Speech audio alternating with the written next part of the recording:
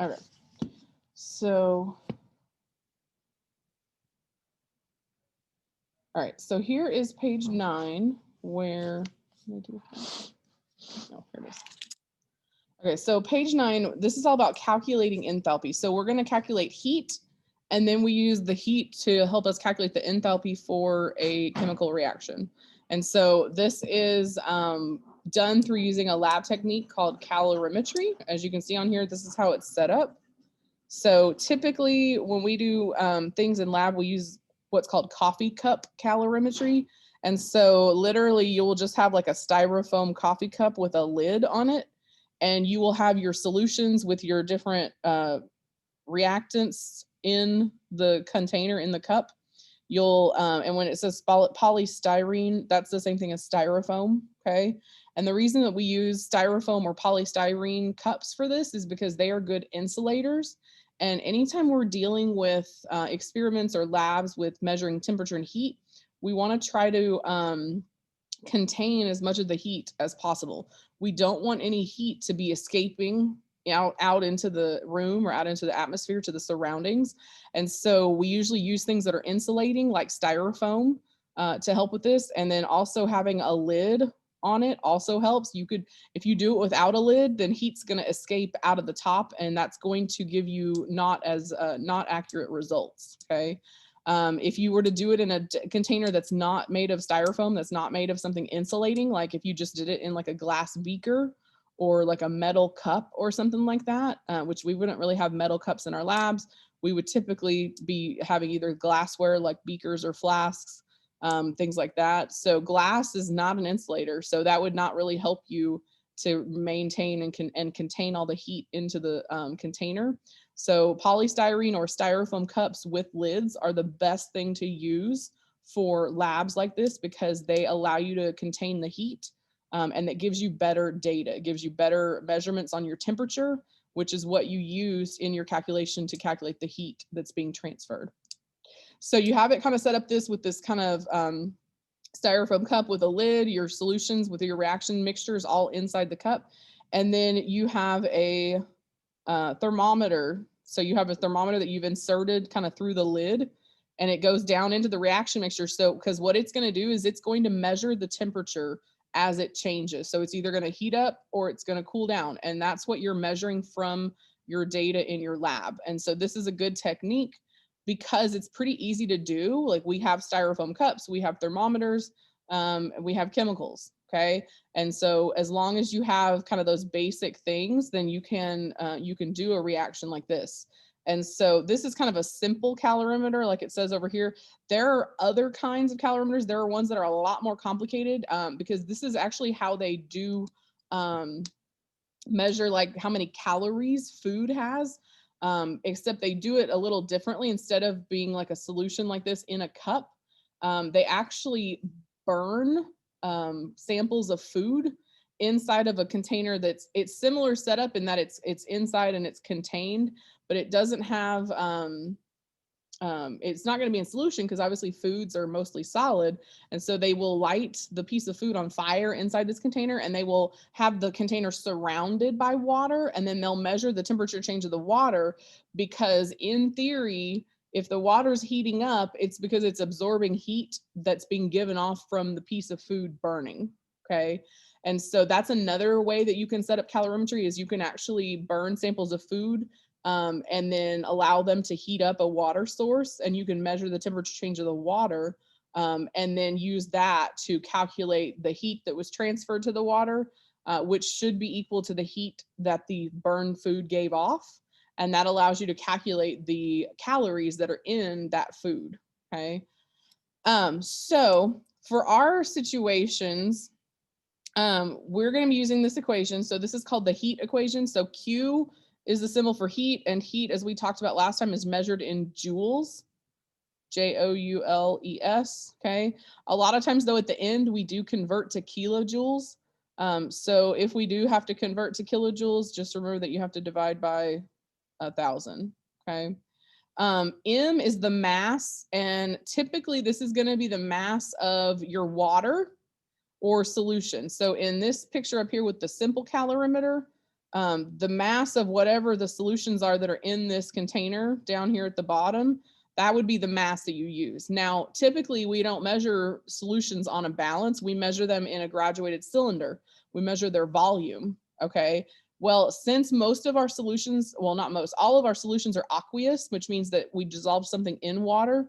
So a lot of times, as it says down here, we use the density of water to convert from volume of cubic centimeters to grams. And so since the density of water is 1 gram per cubic centimeter, then if I know the volume in cubic centimeters, then it's just going to be equal to the mass in grams. So if you're told that you have 100 cubic centimeters of water or 100 cubic centimeters of a aqueous solution that is made of mostly water, then you would say, you can assume, oh, that's 100 grams because the density is 1 to convert for water. So anytime we're using mass on here, you'll look for the volume in the problem, because a lot of times they won't tell you the mass, they'll tell you the volume. And they're assuming that you are going to know, because the density of water is 1, that volumes, and you can just assume that it's going to be equal to the amount of grams. So if you had 250 cubic centimeters, that'd be 200 grams. If you had 10 cubic centimeters, that'd be 10 grams. Okay. And then C is this letter, it's called the specific heat capacity. And this is a constant. And most of the time, since we're going to be using the mass of water in our solution, we use the specific heat capacity of water. And this is it right here. It's also in your data booklet if you need to refer to that when you're doing questions. But that's what we use for water. It's 4.18. And then the units are joules per gram degrees Celsius. And that's because the heat has joules, the mass has grams, and the temperature change will be in degrees Celsius, okay? So it has kind of all the same units as the other things so that they cancel out in our calculations. And then the last part of it is this delta T. So delta, we talked about last time, is change in. So anytime I see this triangle, I'm subtracting something. And so since it's T, we're specifically talking about the change in temperature.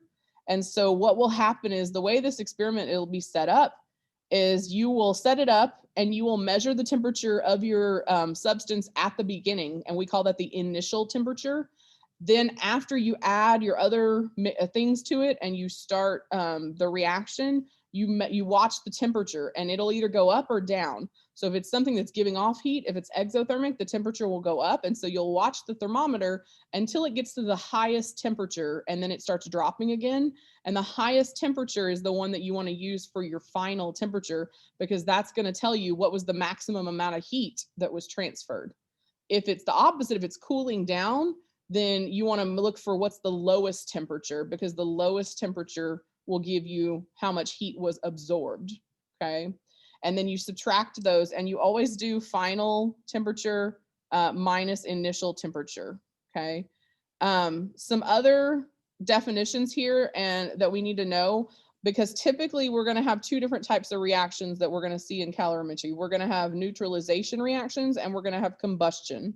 So neutralization are the ones that typically you do in that coffee cup, where I'm going to have a solution that's an acid and a solution that's a base, and I mix them together and they're going to react. They're going to produce heat, and they're going to form water and an ionic compound, a salt. Okay. And so that's kind of what it's saying here. It's the enthalpy change when you react a strong acid and base and they form water and an ionic compound under standard conditions. The difference for the other one, for combustion, is we're not mixing an acid and a base. Combustion is like the one I talked about with the food, where you're just burning something with oxygen. So you're just lighting something on fire and burning it, okay? And so that's the difference between those definitions. So both of them we can measure with calorimetry. It's just the way they would be set up is a little slightly different, because the neutralization is going to have solutions. The combustion is not going to have solutions. It's just going to have probably something solid that's lit on fire and burned. Okay. Standard conditions, we talked about that definition briefly last time. It just means that we're at room temperature and pressure. So standard conditions are 100 kilopascals and about 298 Kelvin, because that's typically the average conditions for, like, if you were just in the room doing a lab somewhere. Okay. Standard state describes what state, the most pure stable state of a substance measured at that standard pressure. okay? And so standard state is gonna be, you know, like if I have oxygen, its standard state at like room temperature and normal pressure conditions, it's a gas on the periodic table. So standard state is just at normal standard conditions, what state is your substance in? Is it a solid, a liquid, a gas, or is it an aqueous solution, okay?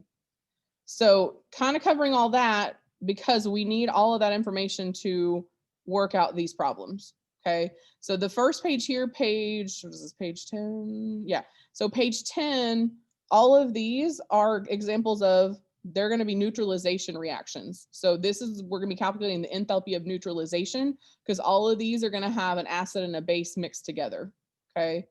The other ones on page 10 down here, these ones are combustion. And so now these are gonna be like we burned something and we gave off heat and we're measuring the enthalpy change of that, okay? So they're both gonna use this Q equation. What's gonna be slightly different is how we figure out the enthalpy at the very end, okay? And you'll see because we're gonna do one of each and I'll kind of show you how they're slightly different, okay? The other thing that you're gonna see on here is, I think it's right here. Yeah. So on page 12, there's kind of a practice problem here. And then there's also one here at the bottom of page 10. So a lot of times with this, you're asked to calculate what's called percent error. And percent error is basically you did this lab experiment and this is the amount of heat or the amount of enthalpy change that you measured. But a lot of times they will ask you to compare it to what's called the literature value. Because when we do labs, we know typically somebody has also done this experiment and they've done it enough times that they have what we call the literature value, because this is what over time, lots of people have done this experiment and this is like what you should get. This is the accepted value that's usually printed in textbooks or on websites or reference charts and things like that. So typically, if you're asked to calculate the percentage error, there's an equation and the equation is actually listed down here on this one, on this last one. So this is the equation for percentage error. And so your experimental value, that's what you calculate from your data measurements in the lab. The theoretical value, that is the same thing as the literature value. That's like you looked it up online or in a textbook or a reference chart, or a lot of times in our problems, they will give it to us. They'll say, oh, the actual value or the theoretical value or the literature value is this. And so what you're doing is you're comparing what you got to what you should have gotten. And so you'll subtract your experimental value minus that theoretical or that literature value. Then you divide it by that theoretical or literature value, and then you multiply it by 100 to make it a percentage. And so what you want your percent error to be very low, okay? You want it to be close to 0. The closer to 0 it is, that means your experiment was more accurate. You did better on collecting your data. And so if your percent error is really high on stuff like this, usually that means you had a lot of heat loss, okay? Usually if you got a much lower number than what they got, usually it's because of heat loss. So maybe you didn't use a styrofoam, maybe you didn't insulate your container enough and you lost a lot of heat. Maybe you could, come up with some different materials, or if you didn't have a lid on it, maybe you could add a lid, okay? So there are some different things that you can do to kind of solve that. But a lot of times they'll ask you like, well, how could you improve this? Or how could you make the percent error lower? So just be aware of that. Okay, so now we're gonna go through a couple of these. So we're gonna do number 1 here on page, I think this is page 10 for the neutralization.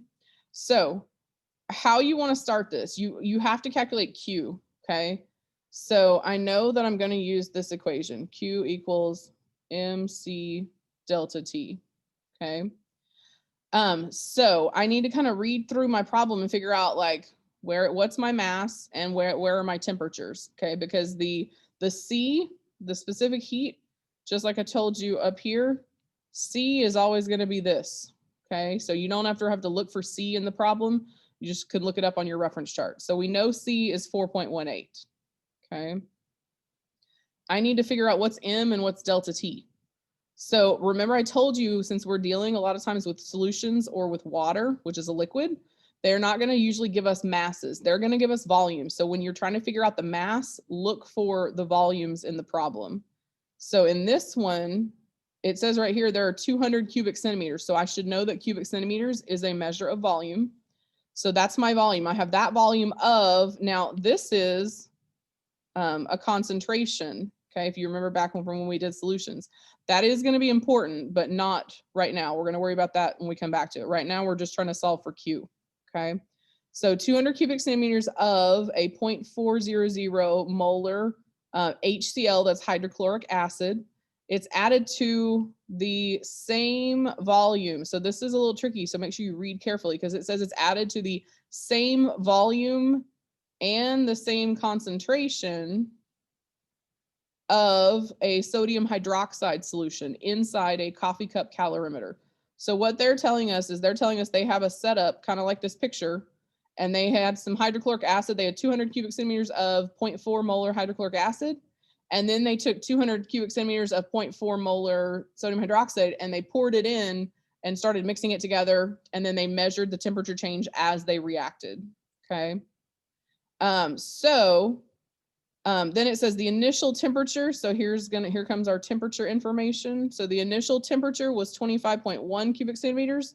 The maximum temperature was 27.7. So there's our two temperatures that we need to subtract to get delta T.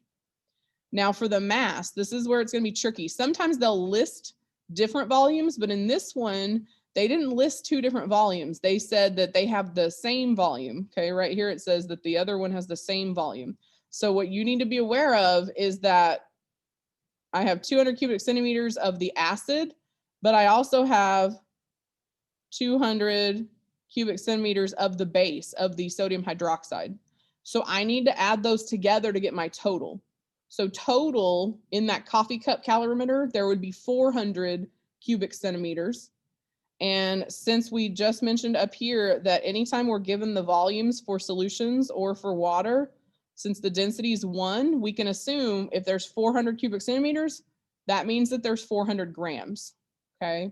So this one is a little tricky just because of the way it was worded, because they didn't give us two different volume numbers.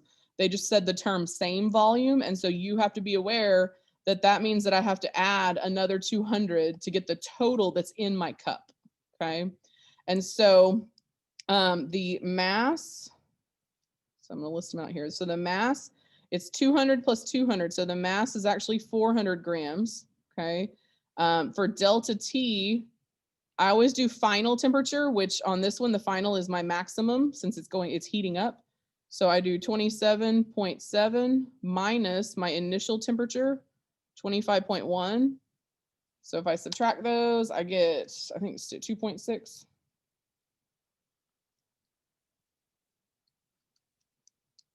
Yes, 2.6. So my change in temperature is 2.6 degrees Celsius. So now I can plug everything in this equation and solve for Q, okay? Because what I would do is I would say Q equals my mass is 400. So 400 grams, and then I would multiply by C, which up on that other page, we said C was 4.18. And then I would multiply by delta T, okay, which is this 2.6. So I'm going to multiply those three numbers, 2.6 times 4.18 times 400. And I get kind of a big number. I get 4,000. Oh, did I do that? Yeah, okay. 4,000. Hold on. I just messed my calculator up. 4,347.2. Okay. Now this is Q, so this is joules, a capital J.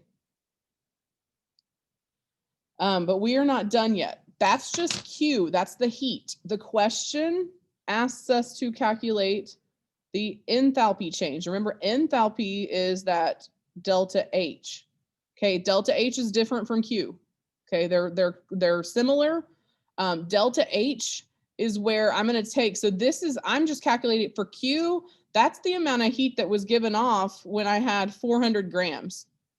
But I want to know the enthalpy change for the reaction in terms of just 1 mole. So if I just do one complete chemical reaction, then what is the enthalpy change for that chemical reaction? So what we have to do is we take this value, this answer that we get for Q, the 4,347.2. And I have to divide it by a number of moles that are in the reaction. So this is where the concentration is going to come in, because we have to solve for the moles of both of our reactants and see if one of them is limiting. Whichever one's limiting, that's the one that I want to divide by. Okay, so I'm going to kind of clear off my space a little bit here. So the first thing that I need is I need to write the reaction, okay? And so for neutralization, they always follow the same pattern. It's your acid plus your base. So I have HCl plus NaOH, and then it always produces water. It produces H2O, and it produces an ionic compound. So the water, the H2O, comes from the H and the OH that are in the acid and the base. So this H here and this OH here make the water. So what's left is the other part. So the NaCl, and Na and Cl are both plus and minus 1, so they cancel out. So this is what my reaction would look like, okay? And it's already balanced. It comes out balanced because everything is a 1-to-1 ratio.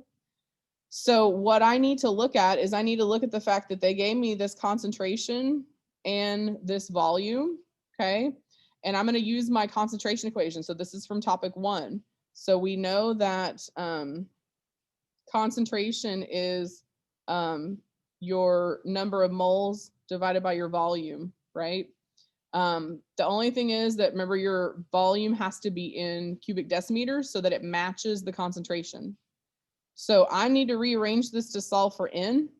So if I rearrange it, the number of moles is going to be the concentration times the volume. Okay. When I go to multiply, though, my concentration, that's the 0.400, okay, moles per cubic decimeter. But when I go to multiply it by the volume is in cubic centimeters. So remember, to convert from cubic centimeters to cubic decimeters, I divide by 1,000. So you can either divide by 1,000 and already make it to be 0.200, okay, because 200 divided by 1,000, I would move the decimal 3 places to the left. Or if you want to set it up so you just do it all in the calculator, then you can just put in parentheses, you can put 200 divided by 1,000, okay? Either way is fine. Just make sure that if you type it in the calculator, you put parentheses around the 200 divided by 1,000 so that it does the math correctly. So if I do 0.40 times 0.2 or 0.40 times the 200 divided by 1,000 in parentheses, I get, or sorry, divided by 1,000, not times. I was like, wait a minute, that's too big in the calculator. So 0.4 times 0.2, or sorry, 200 divided by 1,000. There we go. So I get, for the number of moles, I get 0.08 moles. And that's for HCl, okay? Now, on this problem, since they told us that we had the same volume and concentration, then I don't really need to do that calculation twice, because it's going to be, I'm also going to get 0.08 for the NaOH, okay? So you don't really need to show it working out. You can just say that because they're the same volume and concentration, it would also be 0.08 moles for the NaOH. So on this one, there's not really a limiting reactant because both of them have 0.08 moles and both of them have no coefficients. So they're reacting in a 1-to-1 ratio. On the other ones, on 2 and 3, I will tell you when you do this part to do the calculate the moles, one of them is going to be lower. And so remember, your lower one is going to be the limiting reactant, and that's the one that you would want to use. Okay. So on 2 and 3, you're going to have to do this calculation here in orange for the number of moles. You'll have to do it twice, one for each reactant. And then whichever one's lower, that's the one that you want to use to do this last step we're about to do. Okay.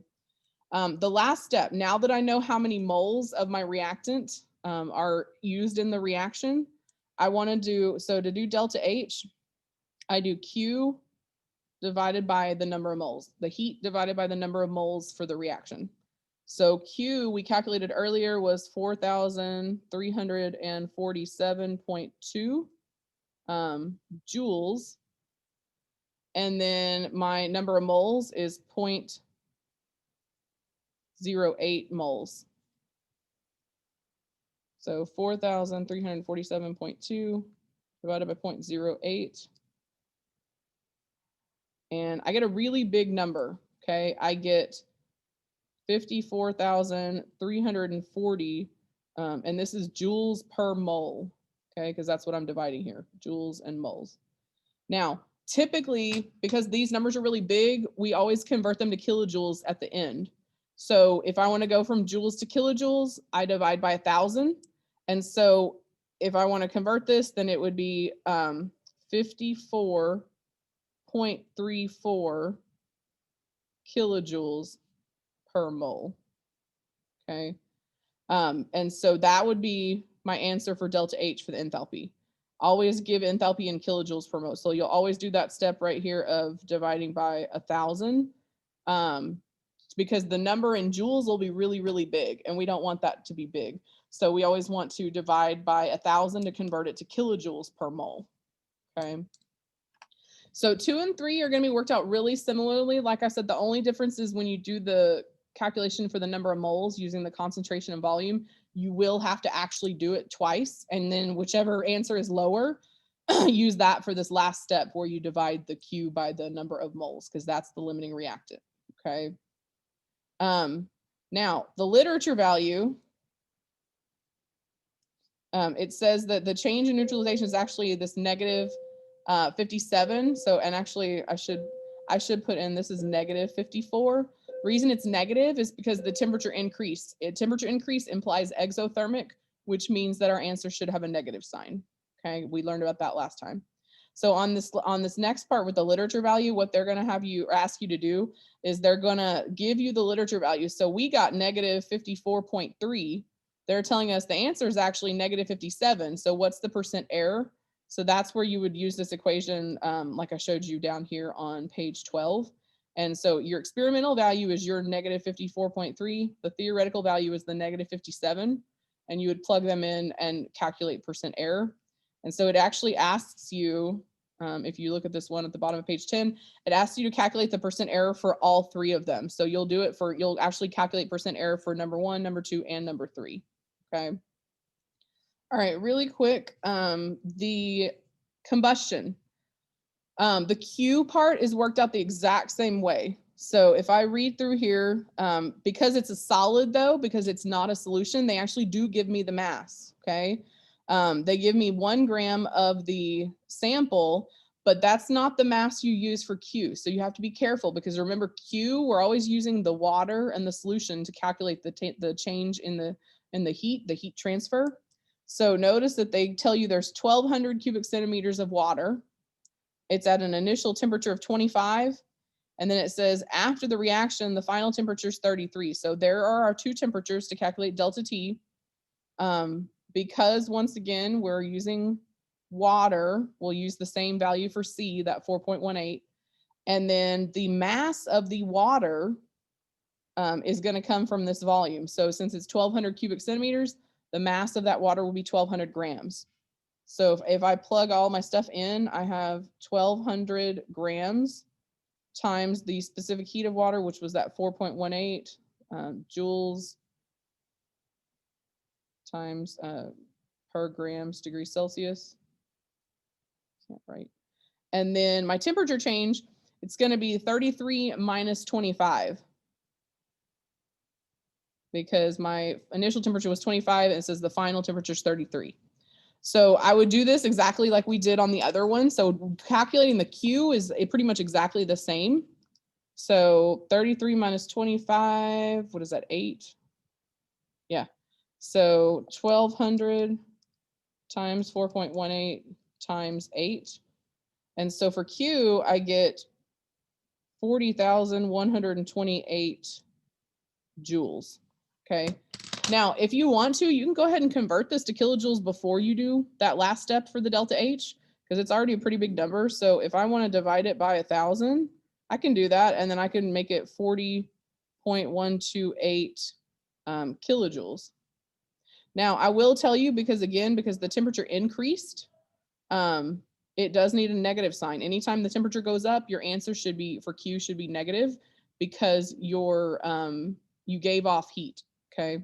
So negative 40.128 kilojoules for Q. Now to do delta H, we need the number of moles, okay? The difference here is that there's not two reactants, so there's no limiting reactant on the combustion reaction. So that makes it a little easier. Because this is now where the 1 gram is going to come in here. You okay? How did you get a negative? So the negative comes from knowing that definition of the exothermic reactions that we talked about on Tuesday. So we talked about that for exothermic reactions, they release heat, and when they release heat, that means that their values for like Q and for delta H are negative. And so anytime in these problems, anytime I see an increase in temperature implies that the heat was given off, and that means that it's exothermic, which means that it gets a negative sign.